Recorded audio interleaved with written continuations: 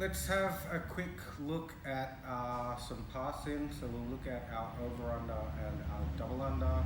I'll show you some variations. If you want more details on the variations, just let me know in the comments and I'll shoot some of the variations, but I just want to cover the basics today and how I'm going to make them as a chain, a pass-in chain, so I can switch from one to the other. So the first one we're going to look at is going to be our over-under pass, okay? So I'll have a quick look at our grips first, all right? So there's basically going to be two grips that I'm going to use. I'm going to show you on this side, but I'm actually going to pass that way for the video. So the first grip that I'll use is reaching under the leg and cupping just on top of the thigh, all right?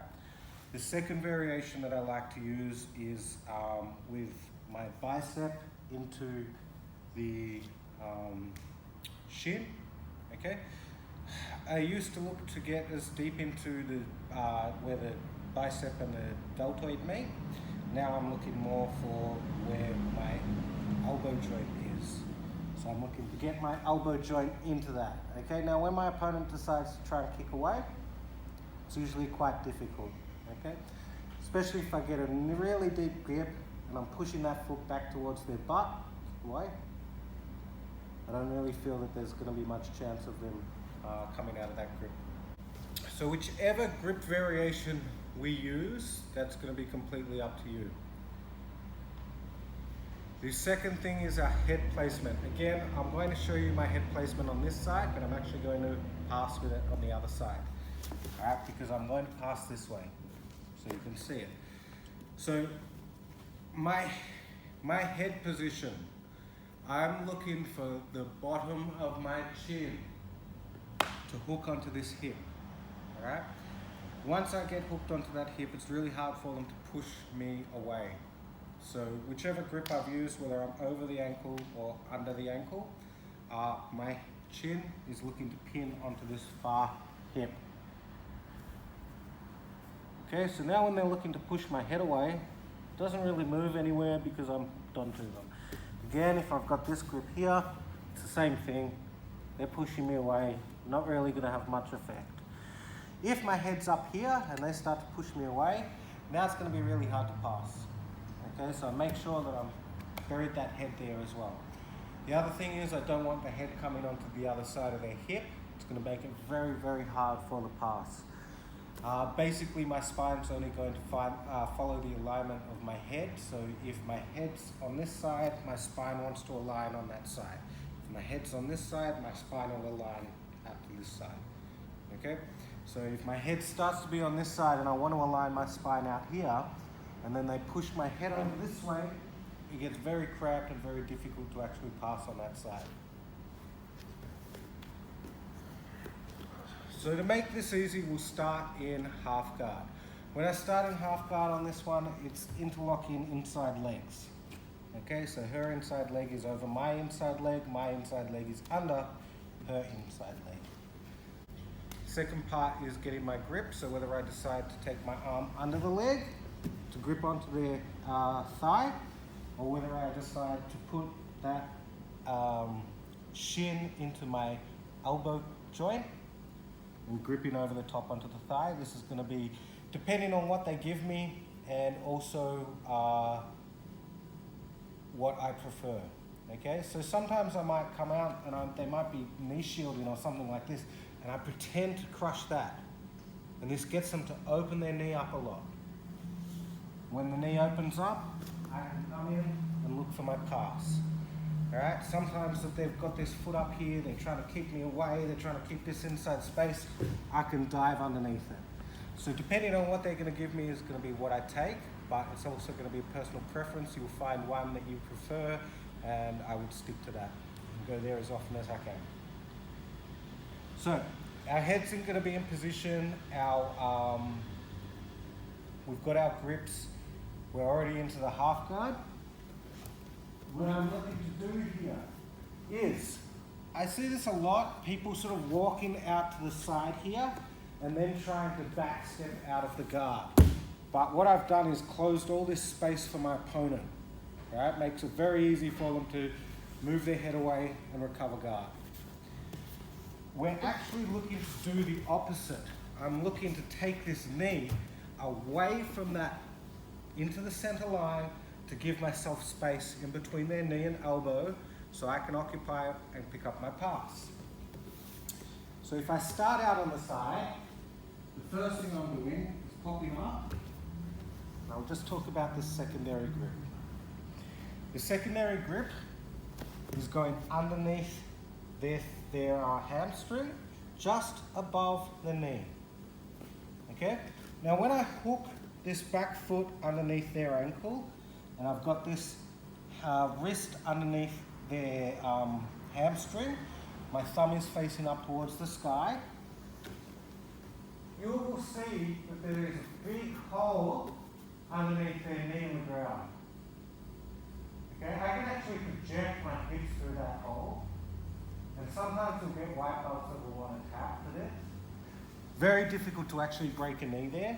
There are other variations where I can go to a sort of a knee bar from that, but this one's actually quite difficult. So we've hooked up the ankle, our wrist is underneath the thigh with our thumb facing towards the sky to give it as much room as possible. We've grabbed onto the grip, whether we're over or under, and our chin is locked onto that far hip. We're walking back towards the middle. Once I get to the middle, I'm going to windscreen wipe my feet. Okay? Just going to move my head on this side so you can hear easier. Windscreen wipe my feet so that what I'm doing is lifting up with my right foot and starting to drag it out, whilst my left foot goes underneath the ankle. Now when I drop the ankle with my right foot, I catch it with my left. This gives me the opportunity to lift up my right, dragging it on the outside of the shin, sliding it up towards the butt. And now I can start climbing up the body to pick up my pass. So again, I don't want them to be able to close this hole. I need that space to open up. So I need to walk this leg back into the center so I've got lots of space to pass.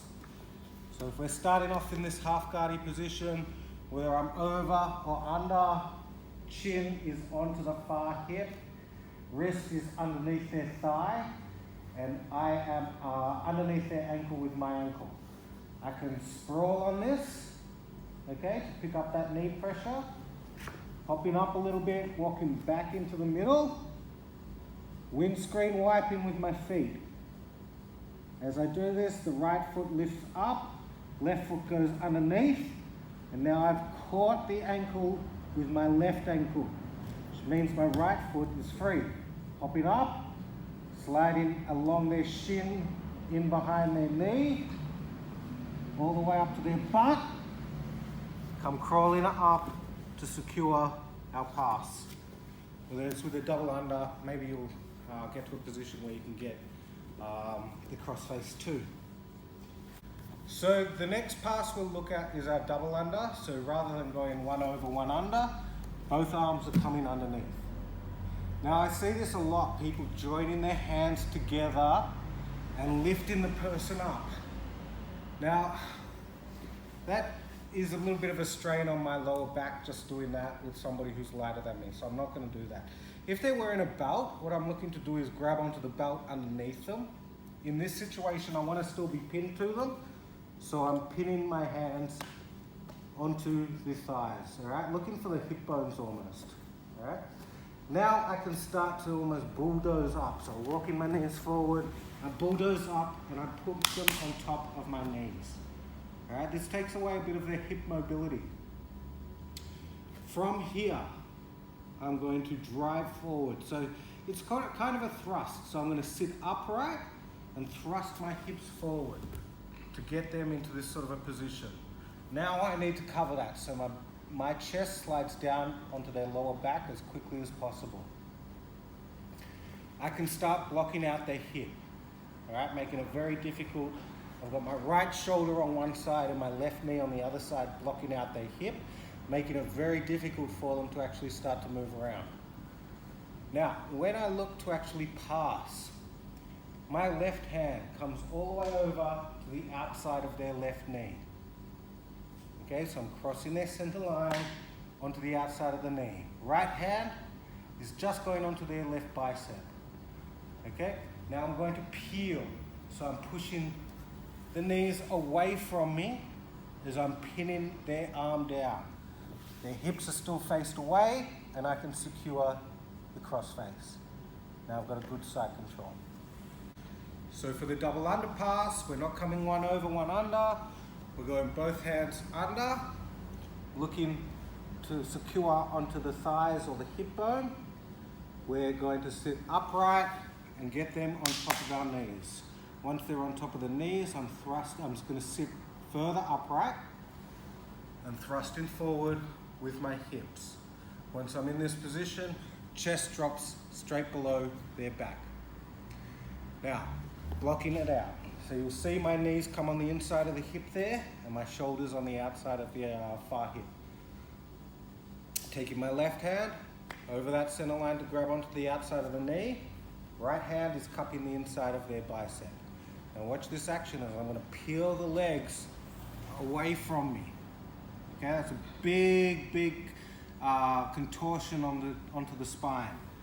Now I can secure my cross face, coming down, good side control.